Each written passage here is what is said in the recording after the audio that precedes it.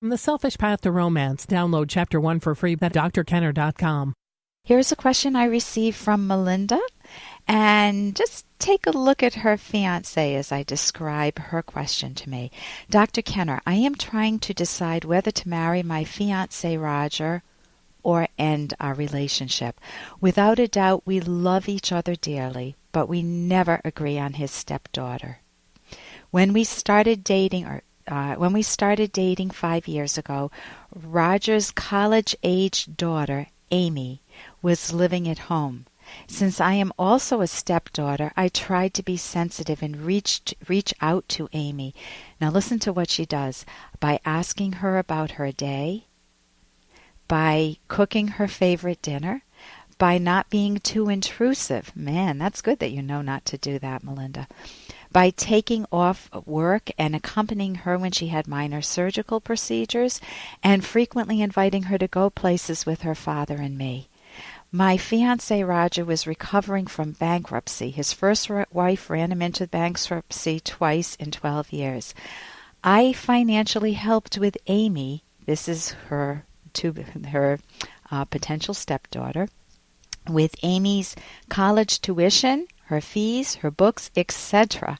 I then overheard Amy telling her dad that I only gave her money to keep my friends close and my enemies closer. And Roger, my fiancé, started making excuses for Amy. She made rude comments. She tried to start quarrels in our home, including during my birthday party when she was saying that I was only looking for a sperm donor and her dad was only attracted to me because it made him feel younger again. I was 10 years younger. And she's caused problems with her sisters. I get along well with them, and she is trying to undermine my relationship with them. My fiancé Roger's response is flat-footed to her. He only stood up to her when things got really bad and she started attacking his integrity. I'm deciding whether to marry him or not, whether to tie the knot or go our separate ways. Amy is likely going to be a big part of our life. She's moving back here in a year. I'll forgive Amy, but not forget. Roger thinks I should forget the past and move on with a clean slate. I say we can go forward positively as long as we learn from the past. Amy has other problems. I've seen her drive recklessly, bite her nails till they bleed, make very derogatory remarks about her sister and friends, and say she even wished her own mom dead. Sometimes I feel adamant that there is no way I can spend my life around this kind of toxicity. Other times I feel I may be too critical and I should just learn to ignore the problem like my fiancé suggests. After all, he says, don't all relationships have problems? I don't want to one day regret walking away from someone I love. What's your take?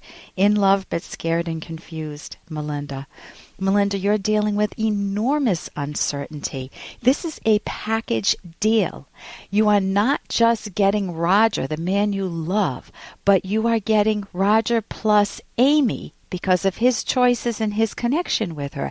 And you're saying she's toxic to your relationship. She is toxic to your life, not just your relationship. Look at his character too. His character.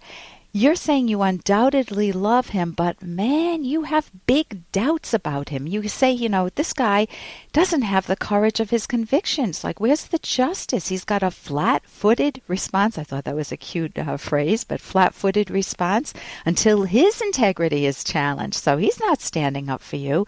He's using your money for his children's colleges. Now, sometimes that's possible. I mean, sometimes that makes sense.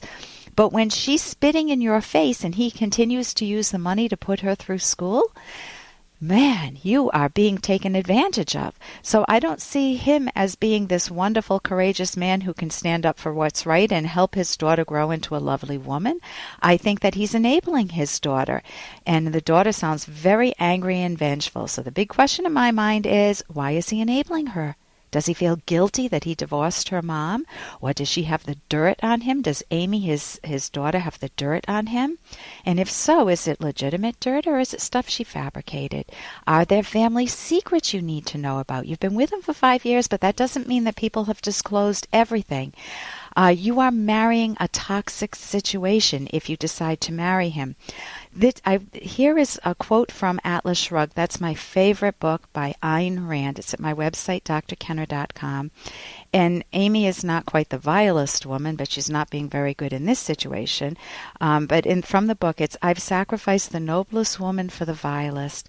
When one acts on pity against justice, it is the good whom one punishes for the sake of the evil. When one saves the guilty from suffering, it is the innocent whom one forces to suffer. There is no escape from justice. Nothing can be unearned and unpaid for in the universe, neither in matter nor in spirit. And if the guilty do not pay, then the innocent have to pay. Really important to hear that. That's in Atlas Shrugged. So you're saying that you and Roger love each other dearly. Well, to love is to value you, and he may value you in other respects, but when it comes to Amy, it breaks down and it's telling you something about his character. You can invite him to talk. You can say, honey, I feel tortured inside. I want a future with you, but not with Amy, not the way she is. And the burden is on her to change and for you to change your relationship with her, not for me to forgive and forget and to think that all relationships have problems. All relationships have problems, but not on this scope. This is like a guillotine hanging over our happiness. So you may be in love with Roger's hopes for the future. Take a close look before you make this decision, Melinda. I'm Dr. Ellen Kenner on the Rational Basis of Happiness. Toll free 1-877-DRKENNER. Give me a call.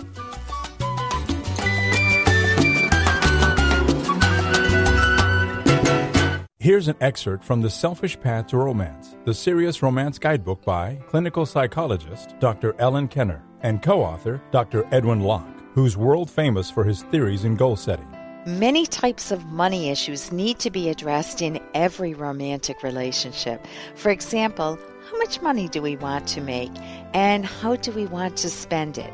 There are trade-offs when it comes to money making, such as what kind of work week do you want?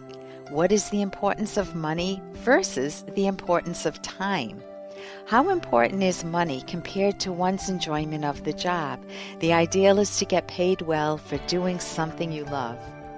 Where and how often are you willing to move in pursuit of your career? And how will you balance work with your partner and your children? You can download Chapter 1 for free by going to drkenner.com and buy it at amazon.com.